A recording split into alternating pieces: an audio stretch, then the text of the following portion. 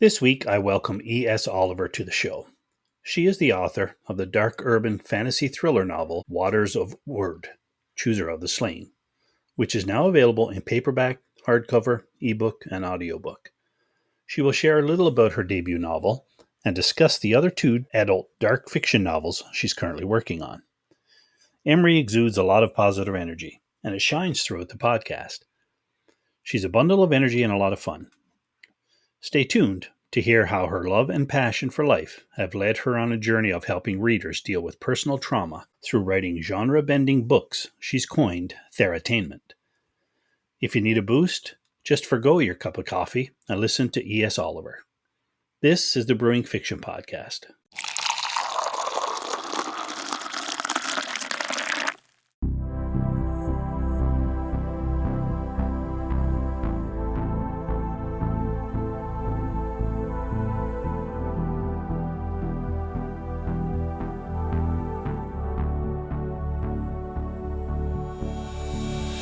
Welcome back to the Brewing Fiction Podcast. I'm Keith, and today I am honored to have dark fantasy author E.S. Oliver, is her pen name. Emrie, great to have you on the podcast. Oh, thank you so much for having me, Keith. I appreciate you. Yeah, no, I'm happy that you could find the time to join us here to have a little chat and go through some of your journey with us. So thank you. As we always like to do at the start of the podcast, I let you have the mic for a minute or two. Tell us a little bit about yourself. So we step into Author's Corner and let you have your say. So please tell us a little about yourself. Awesome. So I live in Colorado on the top of a mountain with my husband and our alpacas and ducks and rescue dogs. It's like Dr. Doolittle up in this house. The ducks and alpacas live outside, to my credit. I'm not that crazy. But yeah, so I used to work in R&D and marketing. And then I had a crazy spiritual awakening in 2020 after my dad died, my grandmother died, 2 of our dogs died. I lost I was a consultant at the time. I lost my biggest client. I mean, our house almost burned down because the biggest wildfire in all of Colorado history was like 11 miles from our house for months with like no containment and nothing but unkempt forest in between. Oh yeah, it was the worst year of my life. And I got COVID, because like, why not? Why not? So, Yeah, why not? Why not? That sounds like that was probably the easiest part of that year, though. It was. Although the first time I got COVID, it really messed me up. I got a really intense brain fog for like 6 months. It was bad. It was to the point of where I was in the middle of a sentence and completely forgot what I was talking about. And for a second, like couldn't connect with reality. I don't know how to explain that, but I like almost didn't know who I was. It was like my brain just shut off for a second. And that was what freaked me out enough to go to a doctor who then was like, oh yeah, you have COVID. I was like, oh, thank God it's not my brain's like wasting away or something. Shoo, I just have COVID. That's fine. Well, I sure hope that you've had better luck since then. Sounds like 100%. Yeah, my brain came back totally normal, functional condition. Thank goodness. But this would be a very different interview. No doubt. But yeah, so after all of this happened, I was talking to my husband and he's like, you should really finish that book that you started like a couple years ago. And I had started this book based off of a dream, actually, that I had. My husband was like, that needs to be made into a movie. And I was like, I don't know anything about making a movie, but I have been writing since I was a young child. So maybe I'll write a book. Okay. So I did the first 3 chapters and then there was a giant gap in between. I had this crazy spiritual awakening, thought I was going crazy, literally had to like do experiments to prove to myself that these things I was experiencing weren't, just me being nuts. Which also helped because my husband is an engineer. He's actually like a rocket engineer. He works on space stuff. Yeah. So he's very logical. I came from an R&D background. I'm very logical. He was atheist at the time. I've always been kind of agnostic, but not really into woo-woo stuff. And so when I had the spiritual awakening, it just, oh my God, it turned my world upside down. Wow. Yes. So chapters 1 through 3 were written before the spiritual awakening. And then the rest of the book was written after the spiritual awakening. And a lot of what is in my books is actually my experience with, I'll just call them otherworldly beings or whatever, energies, whatever, in my meditation. Okay. So a lot of these are things that I've experienced like firsthand, which is why they're written like, oh my gosh, this is in such great detail. It's because I've experienced it in meditation. But it's through a fantastical lens. My husband's obviously not a CIA agent, and I'm obviously not a Valkyrie who's like saving the world, you know. Well, it's fiction, but still, when Exactly. it's got all kinds of you and your experience in it. That's quite normal, Yeah, I they would say write think. what you know. Absolutely. Did you go back and rewrite the 3 chapters Oh after your yeah. spiritual? Yeah. Yeah. I Okay. definitely edited the crap out of those. The meat and potatoes is the same, but the way that the story went, like I'm glad I took that time off in between. I always talk to people about this because people are like, "You need to write 1,000 words a day," and I'm like, my writer's blocks have come because I'm supposed to tell a story that I haven't gotten the learning yet, the life lessons yet to be able to write that story. So when I Hmm. have these giant pauses like that, I had to have that pause. I had to have that spiritual awakening in order for me to write the story I was meant to write, in my opinion. Fair. Like the story I would have written pre-spiritual awakening would have been way darker than what I wrote, Is honestly. that right? Oh yeah, and Okay. it's already a very dark book to begin with, but there's Yeah, hope. yeah. This is Chooser of the Slain. Is that what you're Hmm. talking about? Your first written novel? Yeah. Okay. Yeah, it's the first book in the Waters of Wyrd series, or we were just talking about this before we hit record, but you can either call it Waters of Wyrd or Waters of Wyrd, or you can call it Waters of Urd, which is actually the Norse pronunciation of it. It's the Well of Urd. Good. Um, but it's said by many different people in many different cultures, many different ways. So pick and choose. Sure. You got But it. yeah, it's the first of the books, and the reason it kind of has a different title structure than the rest of them are just named after the Norse realms. So like book 2 is Helheim, Right, and then right. there'll be Svartalheim and Valhalla, and throughout the whole, all of the 9 realms are in there. Gotcha. Um, Okay. but the reason this one's called Chooser of the Slain is because it follows Ancha. Once again, another way you can pronounce it Ancha or you can pronounce it Anya. It doesn't really matter. Um, so Ancha finds out she's a Valkyrie. And the meaning of the word Valkyrie in Old Norse is chooser of the slain. Gotcha. Okay. That's how it all ties together. Hmm. Learning all kinds of stuff already. I know you're just going to know everything about Norse Uh, everything by the time we right? go. It can't be that difficult, right? No. We'll learn all that in an hour. All right, Emrie. So thanks for sharing that. We're going to have a little bit of fun here. It just helps us get to know you a little bit better outside of the writing. I call it Fast Five, and I always have to start with this one. What is your preference, coffee or tea? Coffee, hands down. I do not like tea. Tea tastes like dirt water to me. I don't know how anybody drinks it. I'll At drink some all, matcha. ever? I'll drink some matcha every once in a while or green Yeah, tea, but yeah, yeah. unless it is just like literally almost like sugar water that has some tea flavor in it, I don't want it. You don't Versus want it. coffee, I'll drink without any sweetener in it whatsoever. So who knows? I prefer it with like some hazelnut syrup or something bougie in it, Yeah, you but bet. I'll drink it without sweetener. But tea, no, no, no, sir. Just no way. Okay. No, and I'm married to a Southerner, so he loves sweet tea, and I'm always just like, oh, how do you drink this crap? Good thing it wasn't a prerequisite for marriage. Yeah. Right? I really would have been screwed. You would have. All right. In your writing, are you a plotter or a pantser? I am what I call a plantster, which is Pantser. I Yep. come up with I'll sit and I'll kind of pantster it to write out the plot. Yeah. I know that sounds kind of crazy, but I sit down and I just stream of consciousness will write out like 30,000 words with like scenes I see coming up in my head. And then I'll go back through and I'll read all of them and go, okay, that makes sense. This doesn't make sense. This would make sense if this happened. And so then I flesh it out some more. And then Yeah. I take those generalized outlines and put them in for each chapter. And Wow. then whether I follow that or not, it's kind of up to the muse. Right, right. Okay. Yeah. So somewhere in the middle. It Yeah. seems, in all of my interviews, it seems, I'm going to say 95% are in the middle, I think it's hard to do one way or the other because you kind of lose out on the magic of creativity if you do just nothing but plotting. Yeah. Yeah. Like I know for me, I would say I'm almost 100% pantser. Yeah. Uh, I think I would find it too much like work if I had to follow Yes. any outline or anything like that. And then it's not enjoyable. No, I totally agree. So I Mm. kind of see I'm like a pantser in my plotting period. If that makes sense. I It just does. sit Yeah. down and I'm No, like, absolutely. Exactly. Yeah. you know. All right. So, in your writing, have you been traditionally published or self-published?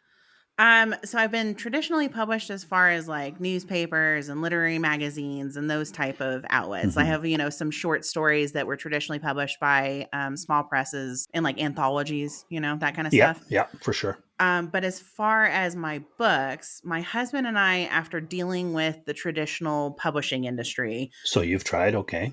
Yeah. um, yeah, I don't really like how it's structured. I think it's very predatory. Like anyone who's listening who works in traditional publishing, please don't come for me.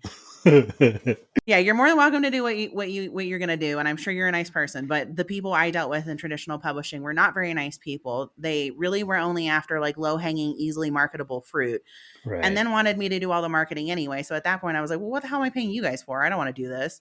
Yeah. And so I Yeah. just removed the gatekeeper. And my biggest issue is I write genre benders. Mine are not these like neat little fit into a box. These are thinker Mm, books. yeah. They on the outside they might not appear that way, but they are thinker books. They're meant to make you sit down and think about what you've read for a long time afterward. That's not what's really popular right now. Let's be honest, That's especially in true. genre. You know, so my husband and I sat down and talked about it. And I said, I can keep trying to do this traditional route, or the other option is we could open up a small press, like a small imprint, Yeah. basically, Yeah. Yeah. and I can self publish my books that way. And then we can take on other books that are fantastic books, that are interesting stories, that are whimsical and out there and totally creative, that don't fit into neatly into a little box, and we can be the change we want to see in the publishing industry. Wow. Good So for you. that's what we're So, doing. yeah. So that is Shady Grove. Well, I'll give you some insight because it's actually kind of sweet and it's very sentimental for me. So Okay. my husband, like I said, he's an engineer, so Yeah. he's not quite as loquacious as I am. And he's also not great at expressing his feelings. He's gotten better, but 10 years Okay. ago when we got together, he was not great at that. And so the way he expressed his love for me was through this song called Shady Grove. So Oh. we walked down the aisle to it at our wedding. It's by this amazing cellist. Well, it's an old like Appalachia song, but it's been redone by everybody on the face of the planet. The one I love is by Takanobu, who is this amazing Japanese American. I think he's Japanese American. I know he's half Japanese, but Okay. Yeah. cellist, and he's phenomenal. I'm gonna plug that music because I love it, but but that's what we named it after because it's our little our little love creation business wise. Fabulous. You have an audiobook. When I saw it published by Shady Grove, I was like, okay. Then I was thinking you were traditionally published. Quasi. I just happen to be the boss at the publisher too, so there's Hey, that. But perfect. That's even better. And now we're plugging Shady Grove. yeah, it just has to be a fantastical book that has a bigger message than just telling Yeah, a story. And I that's know that fair. everyone's going to go, oh, that's my book, but like I'm looking for stuff that like really hits on some deeper, like you don't really see that in books a whole lot, or if you do, it's usually kind of like surface level stuff. This entire book is about having a massive spiritual awakening. I'll just leave it at that. So, Fair. No, with that's with fair. the Norse gods and a whole bunch of beheadings and crazy stuff going on in the CIA, and we just need some whimsy books. Yeah, yeah. No, good. I'm sure there's Also, somebody out there listening. I feel compelled to tell you because I obviously speak so quickly that when you said audiobook, I'm sure everyone was like, oh God, no. I didn't narrate it. I hired a professional, incredible. He's ex-broadcasting, my narrator. He is Hmm. like a one-man acting troupe, and I just cannot say enough kind things about him. Why don't He you is throw his name out? Yeah. his name is Chris Turek, spelled Turek. And when I tell you Chris has that like in a world voice, I'm not kidding. And it's actually his voice. Like the first time I met him, we weirdly enough, we connected through Audible. And then I Okay. found out he only lived an hour away from me, which in America is like that never happens. Yeah, yeah. So we were both shocked because I live in the middle of nowhere in northern Colorado and he lives in Wyoming. So he was like, I only live an hour away from you. So we went to go have dinner to celebrate the audiobook release, and he opened his mouth and I was like, holy shit, that's actually his voice. That Well, yeah. He wasn't voice acting. That's just him. yeah, that's just he has this booming, like crazy presence in his voice. I could listen to that guy read like a Chinese takeout menu. I'm just whatever you want to read, Chris, I'll listen. There you go, Chris. All right. Do you prefer plot-driven books or character-driven books? So I'm a snob and I want an equal balance of both. For me, that's not an either Okay. or proposition. I Has to have both. I commend people on being cool with one or the other. Like, I think we all have our tastes, but if Sure. it's one or the other, I typically don't enjoy them. It's when it's both that I'm like, I'll rave about it. Okay. Good to know. Like, The Expanse is probably a really good example of the type of stuff I like. Yeah. Okay. Or The Magicians by Lev Grossman, where it's definitely character driven, but there is some crazy plot in there that you would never see coming, you know? Okay. And lastly, for Fast Five, when you're writing, do you like writing in silence or with background music? Absolute silence. I cannot write when there's music playing. I'll start listening Yeah. to the music and then I lose my Start train of thought. singing and humming. Yeah, Mhm. yeah. I've said it before in another podcast, and I just said I'm too nosy. I need silence, not just with music, but talking, anything. I'm just a nosy person. But anyway, yeah, I'm with you there. Total silence for sure. Yeah, I'm impressed by people who can listen to music and write at the same time. That is, I'll listen Yeah. to some music to get like in the feel of my scene, and then I turn it off and start working. Well, I watched your trailer videos, which are amazing, by the way. Like, Thank you. yeah. I So, do those.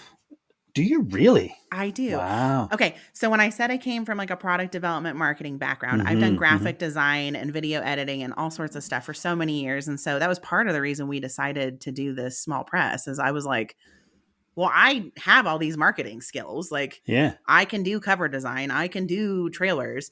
Although I will say the first trailer I did, I impressed myself with that one.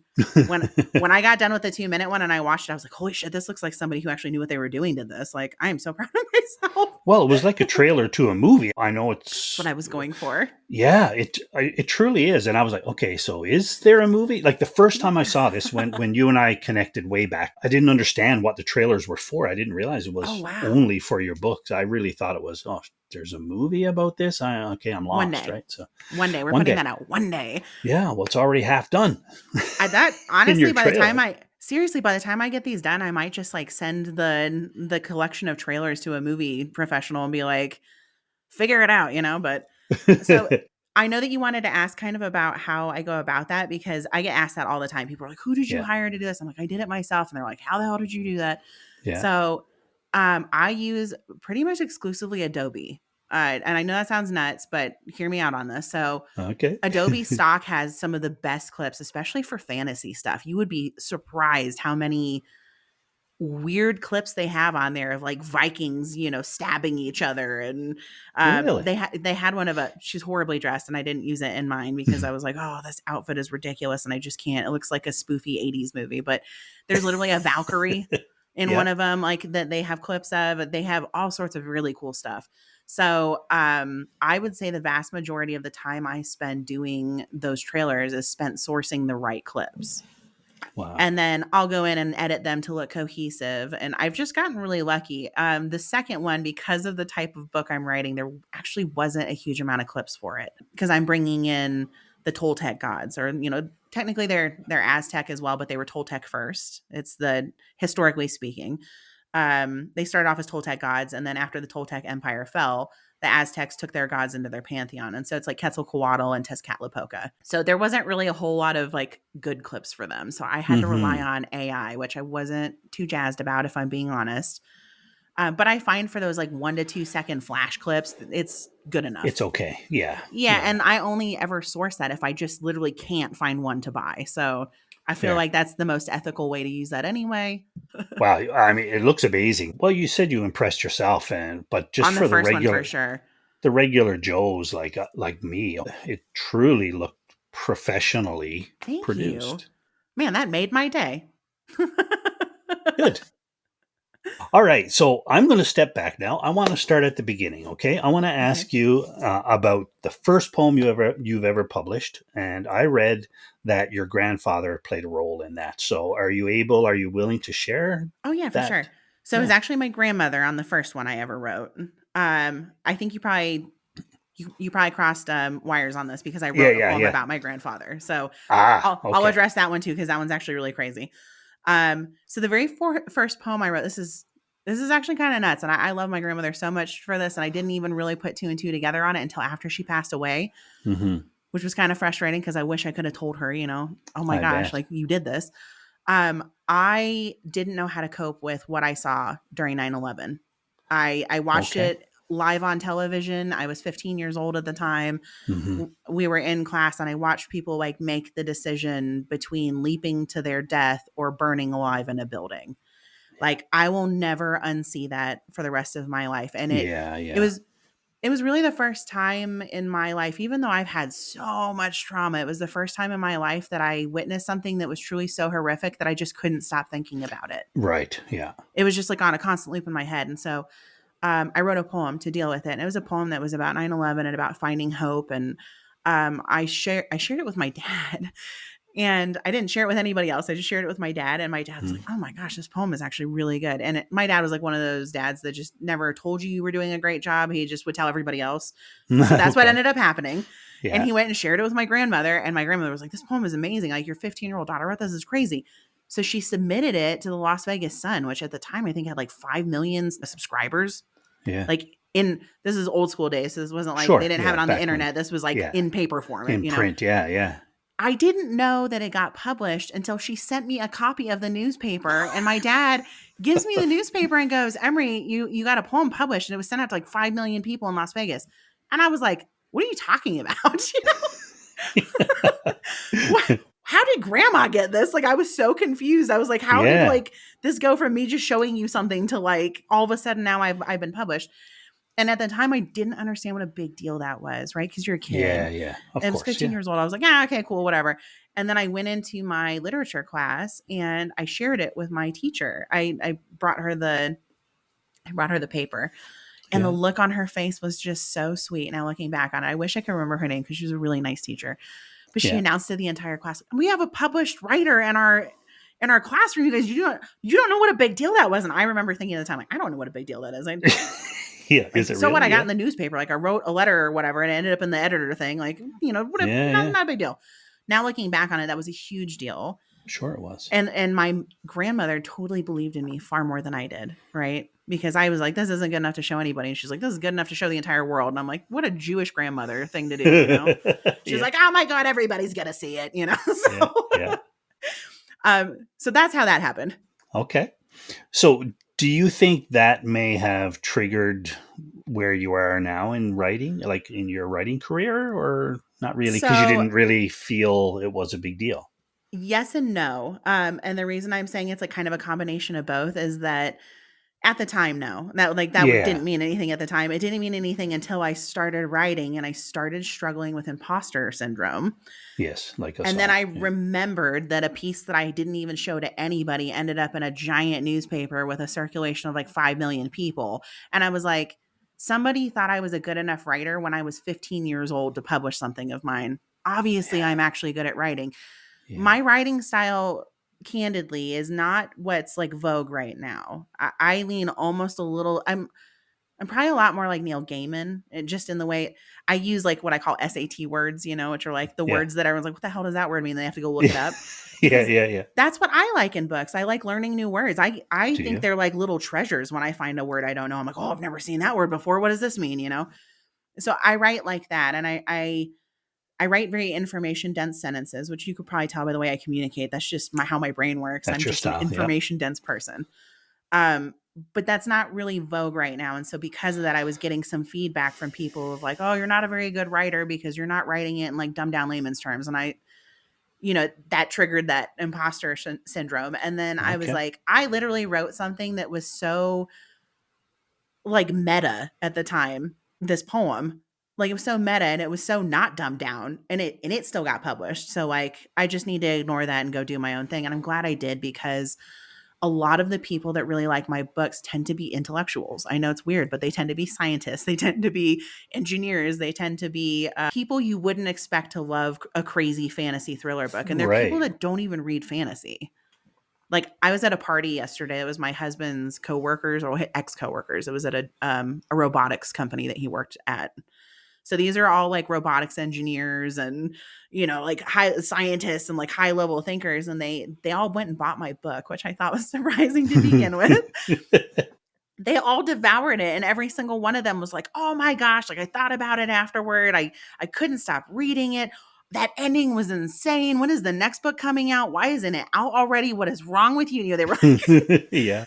those are the people that end up really liking this book. And so I'm sharing this with you because even if your audience isn't like the masses, your audience is out there, and you shouldn't change the way that you write or your story or the way that you communicate to try and make it more palpable for the masses. You're Fair. trying to speak to people who are experiencing life on a similar level that you are. And that may be the masses. It may not be the masses. And Sure. I Yeah. think it's Yeah. just important to tell an authentic story. I'm I'm positive that every writer at some point goes through that imposter syndrome. I mean, it's hard not to because everybody has their own likes and dislikes. And like people trash books for absolutely no reason. Actually, Absolutely. I have a very short story to tell you on this, but I think this will help anyone who's listening who wants to be a writer and is dealing with this. I watched this movie that was fantastic. It was a French movie about a chef, and I can't remember the name of it, but I'm just going to leave it at that. Yeah. It was a French movie about a chef, and it was like supposed to be set in medieval times. And anyway, it was a fantastic movie, so fantastic that for the first time in my entire life, I went on IDB and left a review for it because I just thought it was so exceptional. Wow. Okay. So then I'm reading through the reviews of this movie that I thought was just blow your mind amazing, and it was so it just had a different feel than most any other movie I've ever watched. My husband's probably going to listen to this and just absolutely cringe because he's the one who remembers the titles of everything we've ever watched. And I just cannot retain it for some reason. We're watching a show right now and I can't remember the name of it. But so I go and read through the reviews, and most of them are pretty good. Some of them are like, I don't know. It was like a little slow. It mostly tastes stuff. But then there was a 1-star review of this just raging woman who was like, how many times do I have to tell people that they didn't have beards back then? How hard is it to make a movie that is historically accurate because they didn't have beards? And I Right. thought, this woman was so triggered by the fact that one character had a beard in this movie that she 1-star reviewed it. Wow. So when you get those reviews or you get that feedback from people that's like, oh, your book sucks or it has no plot or, your characters are unlikable or whatever, like, unless it's literally like dozens and dozens and dozens of people telling you that, just ignore it. Just ignore it. People are seeing Great everything advice. through their own perspective, Yeah. And it's okay not to like somebody's Yeah. writing. 100%. Everybody has their own taste. So, but that is great 100%. advice. Yeah. I mean, I'm even kind of like a good example of that because I write dark fantasy, but I don't tend to read a lot of high fantasy because I can't deal with 200 pages of world building before we actually get to whatever it is. That's not my style of writing. That doesn't mean that that's not an amazing book. It means that it's just not a book for me. It's not just going to not draw me yours. in. Yeah. Exactly. Absolutely. I hear that. So, what is your favorite genre to read then? So I'm kind of weird, and we've just started off with that. We've Self-proclaimed. established this. Yeah. Self-proclaimed. Yeah. Self-proclaimed, but I would also say most people who know me are like, oh, she's weird. She's weird in a good way, but They'll she's agree? weird. Yeah. Okay. Oh, 100%. I wear it as a badge of honor now. If I wasn't weird, then I would just be normal. And what's the fun in that, It just gets kind Amen. of, I love that. That's great. Great attitude. So I like to read a lot of esoteric stuff that is borderline fantasy. I don't know how to explain that, but like there's an author, his last name's Markides, Kyriakos Markides, and he's a Greek Cypriot author who wrote about this teacher named Daskalos, which literally just is like teacher in Greek, but he just named him that. Okay. And it's oddly enough, it's like Christian mysticism and the Daskalos's experiences and all these whimsical, things that he experienced and whatever. And apparently this is like an anthropological book, but you got to take with a little grain of salt on some of it. And then the other type of book that I just really got sucked into was actually Carlos Castaneda, his whole series about Don Juan and the Four Agreements and, all of that stuff. So I like those type of books, but I also will read fantasy. I'll read sci-fi. I'll read historical fiction if it's done really well. I'm just kind of an all over the place person. Right. It just has to be something unique and kind of thought provoking. I can't really just do genre fiction. I love it. I love watching genre fiction on TV. But I don't love investing so much time reading that. If I'm going to read something, I really want to get something out of it. Like a lot of people read nonfiction for that reason, which I also read. But my favorite's when you can get learnings out of fictional books. Okay. Those are the ones I prefer. So because you have such a wide range and a variety. Do you think that's why you write the way you do? It's Oh, obviously yeah. because as readers, we usually, that's what we put in our writing. As you said Yeah. at the start, write what you know. Yeah. Yeah. Oh, Okay. yeah. And I think also my insatiable need to learn kind of informs my writing style too, because my books are really to try and help people heal their trauma and their wounds and to really kind of self-reflect through other characters of, oh, is that why I do that thing that I do? I never knew that. Like that's what I'm going for. Okay. Interesting. Yeah. I can honestly say when I look at it, I'm like, I don't know if that's something that I'm going to be into, but as you explain what you're going for, it Hmm. makes it a little more attractive. So, hey, let's keep talking. You never know. You're going to sell some more books. Well, I hope so. I managed to marry stuff to where I think even people who aren't, I call it Theratainment. Where Theratainment. people are like they're getting therapy but they think they're getting entertainment, and then at the end of it they're like, I had an aha moment, and I'm like, yes, that's what I was going for. So that's really what I even say that on the back of my book. There's a trigger warning on the back of my book that very clearly says this is a gory, super violent book. Yeah. It's meant to be used to trigger healing and self-reflection. So if you're not in a place to look at that kind of stuff in your world, this is probably not the book for you, and it's probably going to be really triggering. I want people to have visceral responses to my book and maybe even need to put it down and think about it because it's something they went through.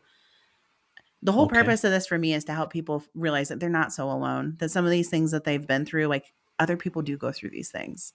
Hmm. And I want them to look at it through a character because then it's safer for them to actually explore that than having Fair. to sit down and talk about it with somebody. Yeah. Especially veterans. So I don't know if you picked up on this, but one of the main characters in my series is a veteran. He's a Hmm. Marine veteran turned Right. CIA supernatural agent. Yeah. Saw that. Um, I have known and loved a lot of veterans, and they need a lot of love and they need a lot of help, but they're not really the type of people that will go get help. Ask for it. Yeah. I mean, they're also kind of, I don't want to say brainwashed, but they're also kind of programmed by the military not to ask for help because Sure. if you're in the middle of a battlefield and you have a meltdown, like they don't want that, right? You can't be Hmm. a good soldier and have a meltdown. So there's a lot of that kind of stuff, I guess, that I've seen. And I Yeah. wanted to Yeah. help those people, but in a way where it was safe and it felt accessible for them. So far, so good. One of my friends who's a Marine veteran read it and was like, oh my gosh, like the self development aspect of this book was like phenomenal. I was like, he gets it. Yeah, good. He saw it. I was just going to ask that question if you've had any positive feedback over and above just a book review, but Oh, yeah. somebody reach out and say thank you so much for inspiring me or making me realize or that aha moment. You've had Um, those? I have had 3 different people tell me like, "Wow, your book really I couldn't stop thinking about it." Like, I Mm, really couldn't stop thinking about it. Even after I finished it, I just started like going back over some of the scenes in my head, and I really like saw some parallels between myself and, this character or that character. Like I said, the Marine friend of mine who, I mean, he's actually not a veteran. He's actually still in the service, but still, now okay, he's in the yeah, Navy. Yeah, yeah, he's done multiple deployments. Like he's an amazing guy. yeah, And he's like big into mental health too. So for him to say that really meant a lot to me.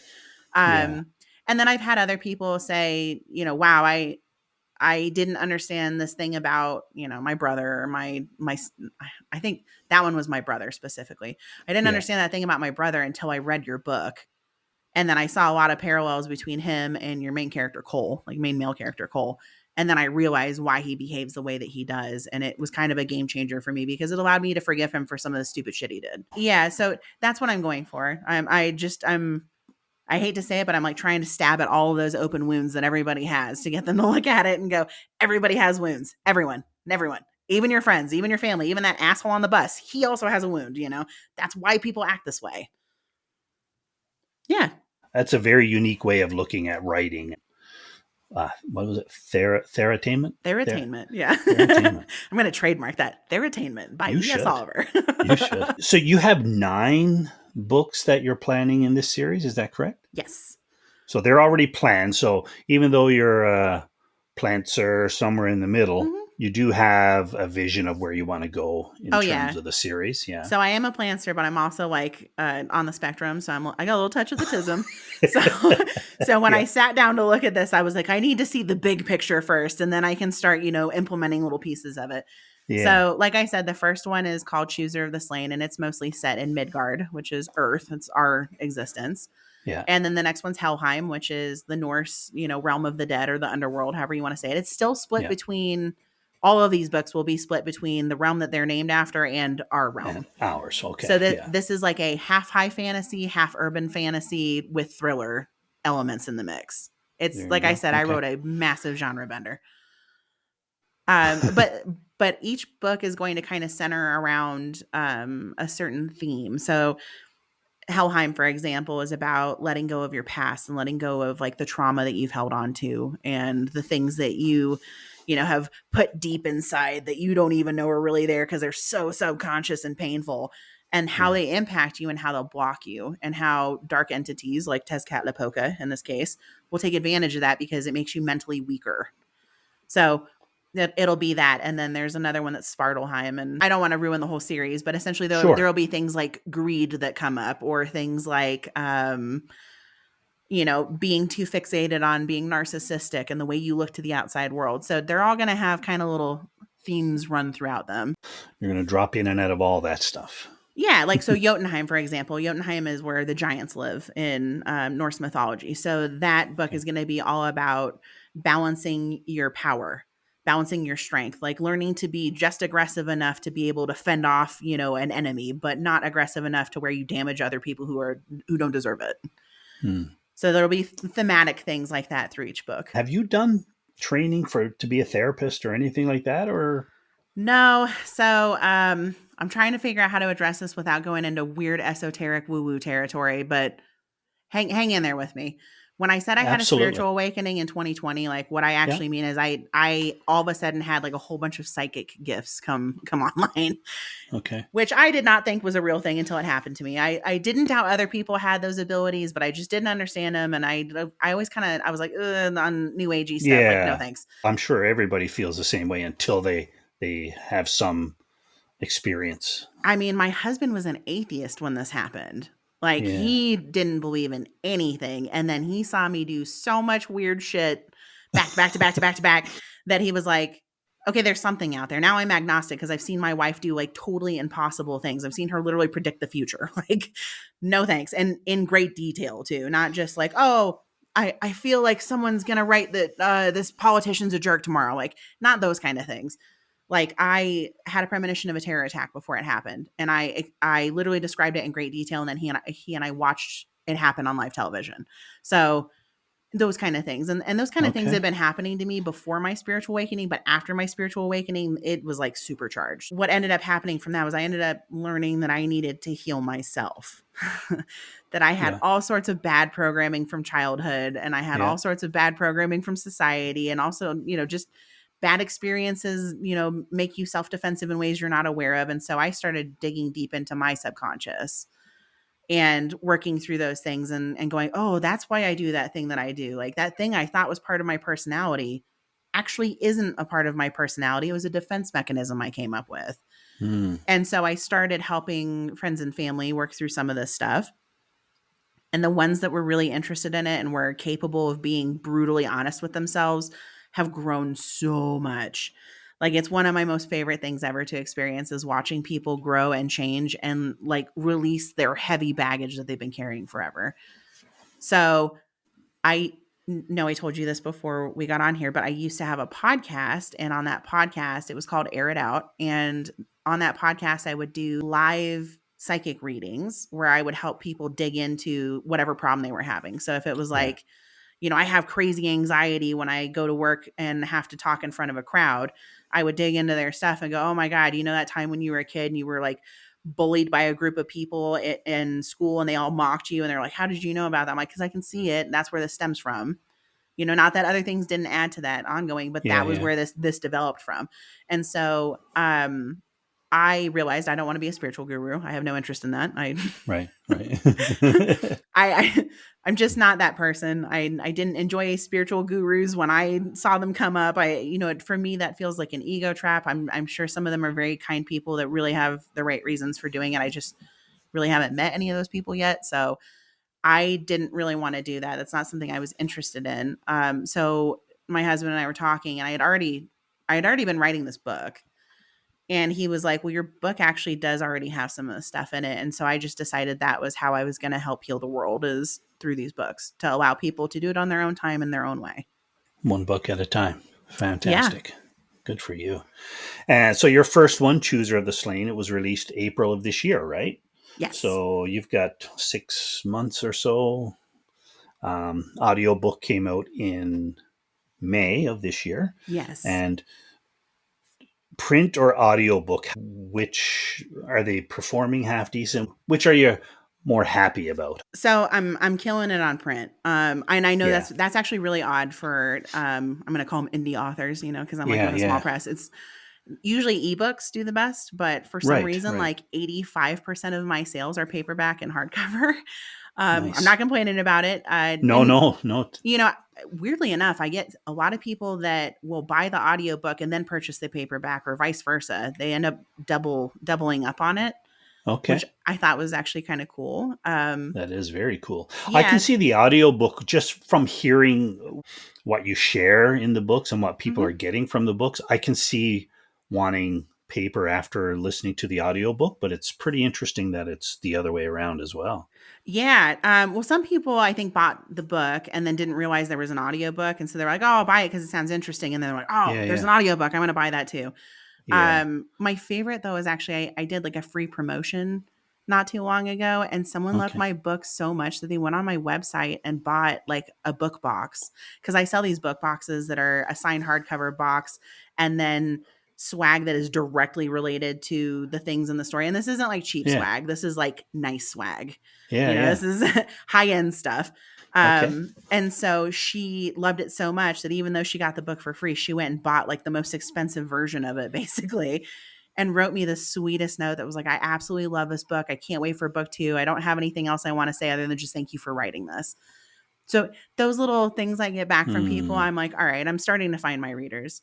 I've also Absolutely. had a lot, not, I'm not going to say a lot, but I've had a few people who are just like, did not understand this book. Yeah. They were I like, can see it. I can see that. Yeah. I didn't understand what this book was. It said a lot, but it didn't really say anything at all. That was like a review I got from some 18-year-old kid who read this book and Right. just didn't get it. Mm. Yeah, yeah. Um, And that's okay too. oh Like yeah, like we said, right? but what she did say in the same review? Oh, I will say I couldn't stop thinking about this book though. It's like, So that's not necessarily a bad review. well, she left 2 stars, unfortunately, but I'm That's hoping, unfortunate. yeah, I'm hoping Yeah. that, I mean, it's okay. It's fine. Most of mine are 4 and 5 stars, so it's fine to have a 2 or 3 in there. I do, and I actually appreciate her writing what made her rate it that way, because what I've found is that unfortunately, most people who rate books low don't actually leave a review with it to even let people know why they didn't like it. That's what the comment I was going to make about it was, at least she explained. It's one thing when somebody says, I didn't like your book. Okay, but Yeah. why? Like Yeah, it didn't speak to me. That's okay, right? I would always Yeah. prefer that they write that, even if it's something so asinine as like, well, you wrote a guy with a beard in there, 1 star, like it, Exactly. Yeah. because at least I Yeah. know that's not something I can change. Fair. But if Yeah. somebody comes in and says, it's a 2 star, I gave it 2 stars because I love high fantasy and I thought this was being marketed as high fantasy and it wasn't, then I know I need Mm, to change my marketing. So if you're listening to this and you're a reader, even if you're leaving like a crappy review, explain why. Because yeah. also sometimes the crappy reviews will actually sell people who the book is for on getting the book. Fair. Yeah. Like Yeah. if you're like, this was way too fast paced and I didn't understand it and they were talking about a bunch of high level esoteric nonsense, that would make me buy a book. Right. Because that's what you like. Exactly. Exactly. So I definitely would say be honest with it, Just and be honest. yeah, maybe don't leave 1 and 2 star reviews on books you got for free. That's kind of crappy to do the author, but whatever. Yeah, if you paid for it, by all means, leave whatever star review you want. But if you get a book for free and you're slamming authors, it's kind of not That's real pretty nice. low. Yeah, Yeah, that's it's not pretty real low. nice. And I'm not just Okay. saying that for me. I have some author friends who have lamented that with me too, of like, I gave away a free Absolutely. book and then I got panned by this person for no reason. Yeah, that sucks.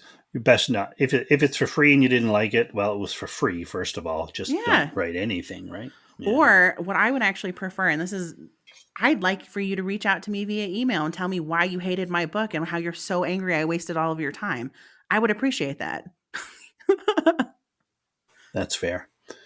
Okay, so you talked a little bit about Helheim. Mm-hmm. It is book 2 in the series. Do you have a release date planned for this one yet, or what stage are you in writing this one? Oh my gosh, my readers are going to kill me. They've been nagging me so hardcore. I was supposed Oh, to I'm get this sorry. out. No, no, you're fine. I was supposed to get this out late fall or late summer, early fall. But Okay. I went down such a rabbit hole on learning Toltec mythology and some of the other things that came up in this book. And I wanted to do it the best service I could. And so I'm looking at it's probably going to be more like the end of this year, like first quarter of 2025. I have Okay. already written it out. Rough draft is done. I'm really just working through massaging it. And unfortunately for me, I'm I'm great with plot when I don't have the muse turned on, but when the muse is gone, massaging that beautiful prose is very hard for me. So I kind of have to be in the right headspace for that. And it's like 3/4 done with the prose. Okay. So we're not too far. No, it's not. And I also read The Raven Queen. Hmm. Is that something else you're working on concurrently with? Yes, that one's a very long term project though, because my primary focus is the series. Yeah. But the Black Barbara, so her name is the Black Barbara or Yeah. Barbara of Silgia, and she Okay. was the Holy Roman Empress slash Queen of Hungary and Bohemia. She was married to the Holy Roman Emperor. History was not very kind to her up until recently. Okay. She was into alchemy and she was into astrology, which back then was like really crazy. That Yeah. now everyone's like, Yeah. oh, okay, you're into astrology, like, or whatever. Yeah. But back then it was like, oh, she's a witch. So they hated her. They thought she was Yeah. into black magic, and everyone just tarnished her name left, right, and sideways. Like it was terrible. She just got so villainized. And now historians are looking back at it and going, like, actually, she was actually an amazing queen. Like she did so much for her people despite what ungrateful assholes they were. And she even ended up in exile. She ended up in what's now Croatia, and Hungary, Bohemia now is like would be considered Slovenia. So just to give Okay. you an idea of geographically where this is. Yeah. So my idea for that, and I have it, I have the story plotted out. Again, Panster plotted out. My idea is to basically do her justice, but do it through a fantastical lens of she actually was using alchemy, successfully Okay. using alchemy. And she actually was reading the stars and she was using magical abilities to help these people who were ungrateful and thought she was Satan and whatever. But she did it anyway.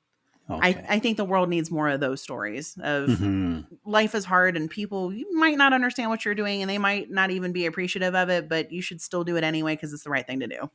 It's the right thing to stop suffering. Cool. I like that. Yeah. So you use that if you're not in the headspace for writing the series? Is that kind of how or do you have set time to work on each? No, that one's more of like if I get writer's block on the series and I need to Yeah. just kind of work through something else, or if I just need to, I guess, walk away from it for a minute. Because sometimes Fair. I'm Yeah. so close to the story that I'm like, I think I'm screwing this up. Yeah.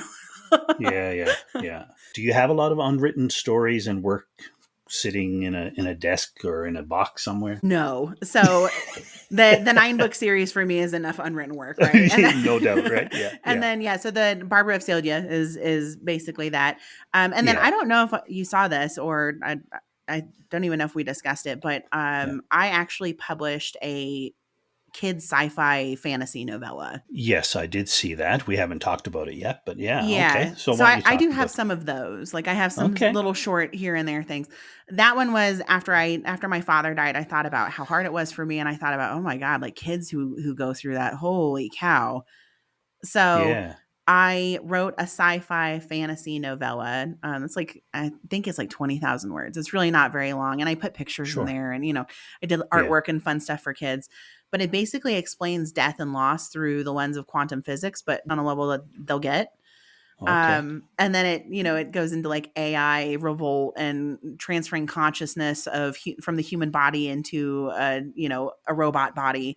It's just a lot of fun stuff, and it gives base level entry explanations for scientific gadgets like Geiger meters and things like that. And that one's interesting because again, when I was going through my imposter syndrome phase, I thought, okay, well, I'll submit it to the biggest sci-fi fantasy contest in the world and see what it does. Like, and I really just thought this was going to be a fart in the wind. You know, I was like, I'm going to put it out there. I'm going to get back. This is garbage. Like, leave us alone. Don't ever submit to us again. And I didn't. I got an honorable mention on it, on the very first and only one that I submitted to them. I even got a cool little certificate and everything. Right. It was from L. Ron Hubbard's, Writers of the Future contest. Yeah. So I don't know if you guys know, but that's actually like, that's a massive contest. Like, if you actually win one of those, you pretty much get published. That definitely got me off of my, like, I don't know how to write. That was the last little nudge off the fence. And that was, no, you do know how to write. Go write your story and just don't worry about what people say about it. So where did that one fall in your career now then? Where, like, because I mean, I know you talked about imposter syndrome a couple of times here, but you only went through that until the novella was published, or have you gone through it a couple times? I went through that after I had finished the book, and I had given it to beta readers who I shouldn't have given it to. Okay. So, and I'm not saying all of my beta readers. I had some beta readers who this was totally like up their alley. They were perfect. They gave me such great feedback, but I also gave it to like some neighbors and people I knew that just don't ever give people who don't read your genre a book to read and ask them to beta read it. They will give you the most asinine feedback, which is what happened, which is what happened. I had somebody literally tell me your book doesn't have any plot. And then when I started talking to her, but she never got past chapter 2. And I was like, how the hell do you know if my book has plot if you haven't gotten past chapter 2? So, and this is another one of those things of like, when you give it to people who you know personally, especially if you're a writer and like they've wanted to write or they've wanted to do their own project and they maybe haven't done it, you'll get back some disingenuous feedback out of envy or jealousy or frustration or whatever. So that's why it's really important to like take feedback with a grain of salt. I had 2 different beta readers give me the same feedback. And when I looked at their feedback, I was like, nah, that's fair. Like, I need to address that issue in this book. And I did. I fixed it. Yeah. But the rest of it was like stylistic stuff. And I didn't like that you named the character that name. And, like other stuff that was like, come on. So that was kind of, that triggered that for me though. It triggered it for me when it was like, well, I'm giving this to people and they're like, this doesn't have any plot. And they like have not finished reading it. And I gave it to this person and she was like, oh, this is like Harry Potter, when it's not like Harry Potter at all. So like there's a magic school in it, but it's an adult. Like she's not going to a magic school. This has nothing to do with Harry Potter. So it was kind of one of those situations where the more feedback I got on it that what was nonsensical and didn't help, it started making me question, like, am I not a good writer that I'm getting such weird feedback? No, that's just part of beta readers. So that's good advice. That's good to hear too. Yeah. Do not give it to personal people. Like, go find beta readers who like the kind of books, like, and warn them. I always tell people this is a very fast paced, it's an insanely fast paced, insanely dark book with a lot of violence in it. If you're not okay with those 3 things, do not pick up this book. You will hate it. So yeah, absolutely. It's better to warn people so that you don't end up getting a bunch of feedback from people that, might send you off a track and might make you feel like, oh, I need to change this and I need to change that. And then you just like muddied the whole mess up with something that isn't even cohesive anymore because it's not your baby. Gotcha. Okay. And it'll trigger imposter syndrome. It will. Well, that's great advice. Okay, let's go back to Chooser of the Slain for a moment here. Talked about beta readers. Did you procure services outside of your own realm for covers and that kind of stuff? Not for covers, because I was a designer for 10 years. So all of that artwork on the front cover is mine. That's why there's so much symbolism in it. Yeah. Like, everyone looked at it and they're like, the longer I look at this, the more this has like a bunch of crazy symbolism in it. And I was like, I know, it's kind of my book. That's good. Yeah. It kind of fits the theme of my book. So, and it's look, to be honest, it doesn't fit fantasy genre cover art. And I know business wise, I probably didn't choose the best thing for this. I'll be candid. Okay. All of the information out there is make sure your covers look like everything else that's in your genre. And I was like, okay, but the stories in my genre are not like my story. I was going to say, but you don't really fit in a genre either. Right. So it's fair to, Yeah. So even though I've called it like Norse dark fantasy thriller, the other stuff that's in the genre that they're very different. They're just super different. Okay. So I just went for my own thing. I was like, I'm just going to do something that's authentic to my book. So I did that. As far as professional services, I got a professional editor to do developmental, line, and proofreading. Mm-hmm.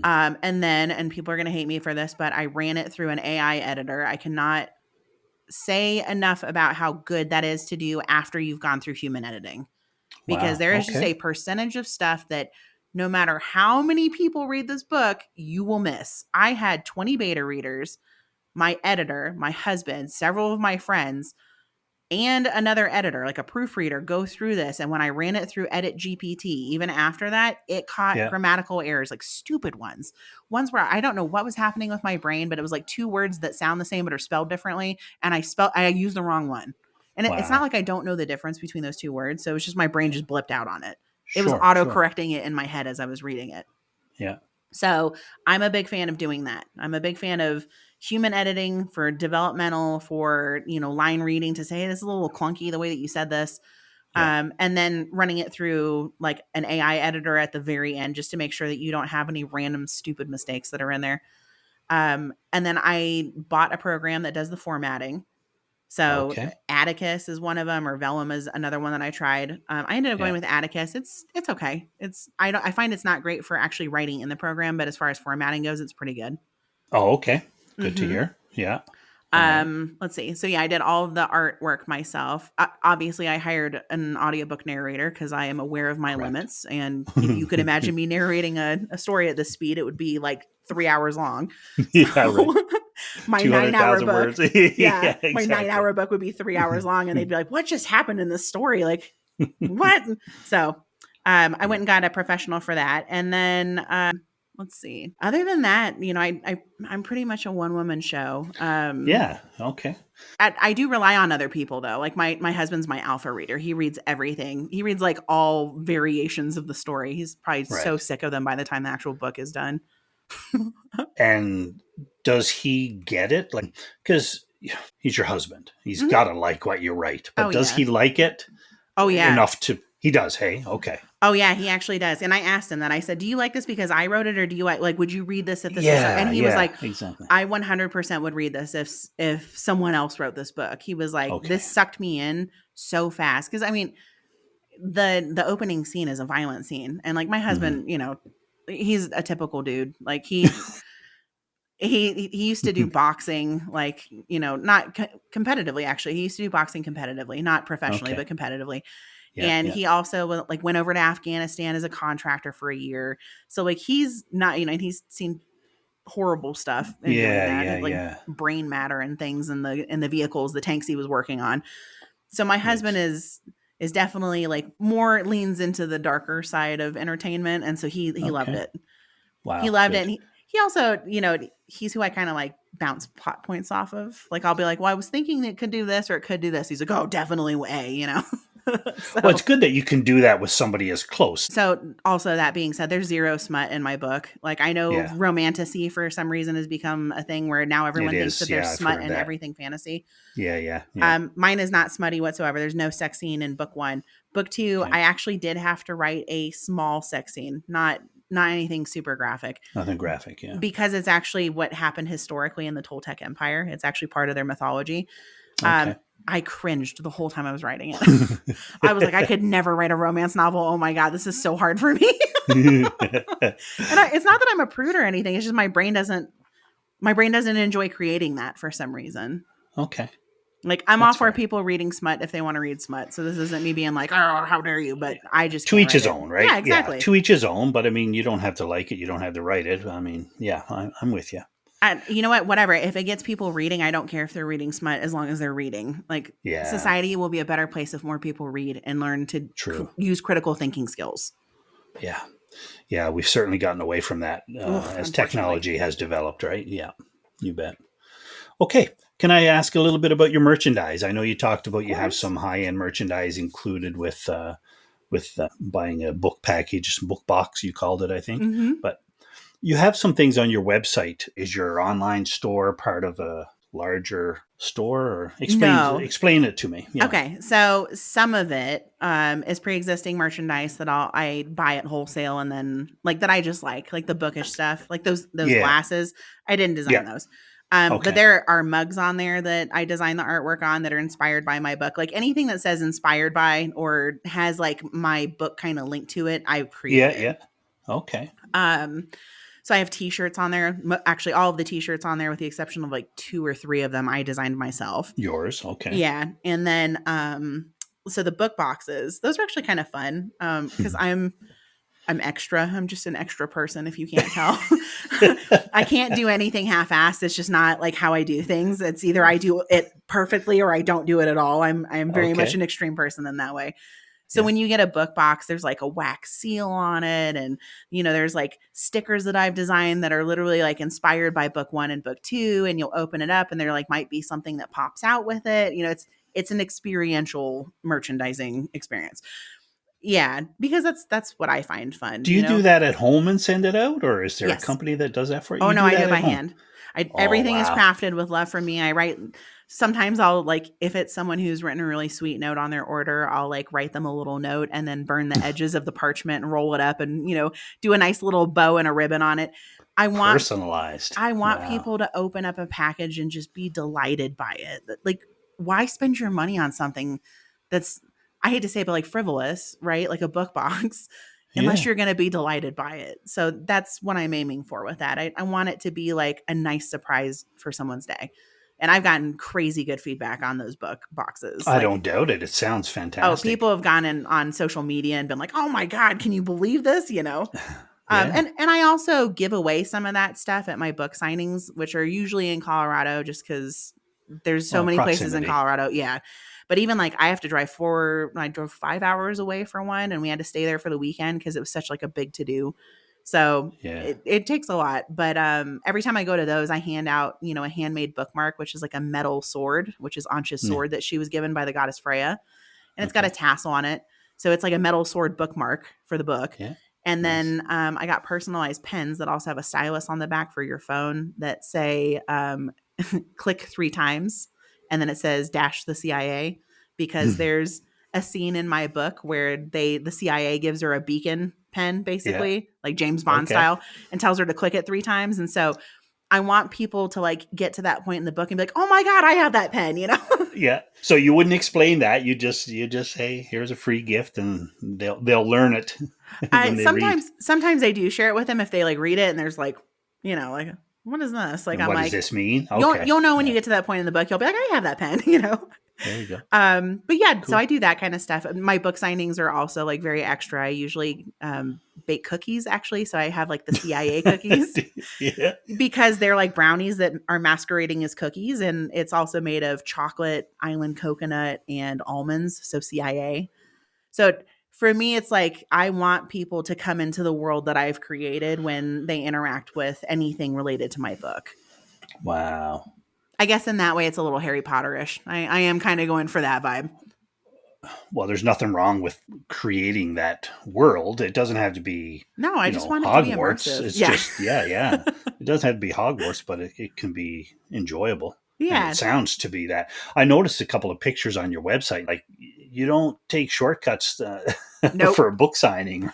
Nope. The other thing is I'll bring props so that people, if they bring their kids, they can take pictures like as mini Vikings. That's my favorite. Like, this is totally not a kid's book, obviously, but No, but the people are still. shopping and But their kids are there. And I'm absolutely, like, kids are going to be there. oh, they Yeah. have so much fun too. Like one of them, was like, I'm doing a Viking thing. And he's like, rawr. And I was like, do it a little bit more aggressive. He was like, rawr. And I was like, all right, that's a good one. So it's fun. It's fun to interact with people. And it's also kind of fun to see other people's like inner child come out. So I Yeah. actually hired Vikings, like Viking reenactors to Is come that true? to, oh yeah, for 2 of my book signings that were local that they could come to. I hired them to come and like hand out stuff, and people were taking pictures with them, and they would put on the like historically inaccurate, but Sure. horned Viking helmet, and they would, with the plastic sword, and you could just see their inner child come out. It's just my favorite. I love it. So yeah, I don't half-ass anything. Go all the way. All right. What's next for you? Like, I mean, obviously book 2, Helheim, Mm-hmm. right? But where do you see yourself next year this time? If we were to sit down and talk again, what are we going to be talking about? Hopefully book 3 is already out. Okay. And hopefully, if I'm just pie in the skying it, somebody has reached out to me and wants to make my book into a series. A movie, absolutely. Well, as I said, you listeners out there, if you haven't had a chance yet, please take a look at the trailers online for book 1 and 2. It is a trailer for a movie already. You just got to Yeah. get somebody to to do it for you, I guess. I just got to get someone who's like, this is different and I like it. I will say, if you're listening to this and you want to read the books, like if you actually are interested in this, don't watch trailer 2 yet. Okay. Watch the trailer for book 1 and then read it and then watch the trailer for book 2, because there's a bit of a spoiler in trailer 2. There was no way I could avoid it and make it even make sense. So I was like, it's just going to have to be the way it is. But gotcha. Okay. It will literally ruin the end of the book for you if you watch the second trailer. As you get into it, and you're not going to realize what it is until you read it. Yeah. Like, oh, I saw that. Okay. Yeah. Okay. And you'll be like, oh, I knew this was going to happen. Right. Yeah. Cool. That's also a thing, though. The ending of that book, like, people either love me or hate me for it. I got very mixed stuff on that. People were either that's fantastic. Isn't that what you want, though? Your ending has to be memorable, whether it's good or bad. It has to be memorable. It definitely elicited some visceral reactions. I will leave it at that. Enough said.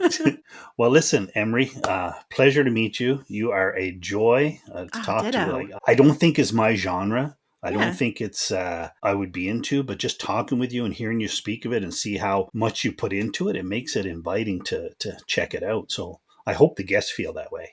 Well, there may be some scenes in there that you might like, actually, because it does, like, when I say dark fantasy, there's some horror elements. There is like, I'm not, I will ruin this because I don't want anyone to get turned off by this and like quit the book. But literally a baby gets eviscerated by a wraith in like chapter 3, like entrails exploding everywhere. I'm very graphic stuff.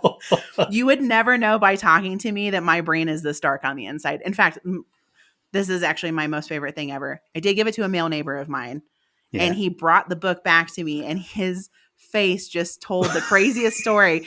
He looked at me and he goes, I had no fucking idea it was that dark in your head. And I was like, oh yeah, man, I come off as bubbly and whatever, but it is dark in there. Like, that's one thing that I pick up. I mean, I'm a genre reader, genre writer. Yeah. But when I talk to you and I listen to you talk about your books and just about life in general, you're all encompassing. Like, I can see your books going, so many different directions. Oh, and I think that's what's exciting about hearing you speak of your writing. So I hope that readers, you're welcome. I hope readers or listeners become readers for you. That's the whole purpose of this podcast, to introduce you. And I hope so too. Well, when you need a beta reader, let me know. I will beta read for you. I appreciate that offer, and I will definitely keep that in mind. Yeah, I am working on 2. Authors are the best beta readers. Yeah, they really are. That's great advice. Yeah, I've got 2 that I'm working on. One is probably about 50% done, the first draft. The other it's somewhere in between plotter and pantser. With a bunch of stuff written in between. You know what, though? I think it's good that you're taking your time, because I'm going to go there. I'm going to say it. So I think a lot of people are like, especially in self-publishing, are focused on quantity over quality. And I don't think that's the right path. If you're prolific and you can do high quality stuff, like, you might be that 2% of writers that, man, you were just born for this. But the rest of us, like, it takes time. And again, you may find that you needed to go through some life experiences to write the story you needed to write. So, like, however long it takes, that's the life cycle of your book. Like, not everything's built in a day, Thanks for that. I know for me, when I first started this, and I just started this as a hobby, I'm like, okay, I'm going to write a book and I'm going to have it published in the first year. I just want my name on a book, and then I'll do this and do that. And so I had all this misconceptions of how easy it was going to be. And I bet there are a lot of people. I'm sure there are tons of people feel that way. But I realized that long form is going to be a long-term project. But that's why I like writing short stories and drabbles. I just write a little bit here and there, and one and done, right? You write your short story and move on from it. So learn from it. I actually love microfiction. When I'm like, I just am brain dead and I can't do long form stuff, if I go write like some microfiction, because it forces you to like rework how you write things. Yeah. Long form stuff, like, you can take 10 sentences to say something, but in microfiction, every word has a purpose. Every word, yeah. You do drabbles, 100-word drabble. I've done a number of those. And I was just going to say, it's like Sudoku with words, Exactly.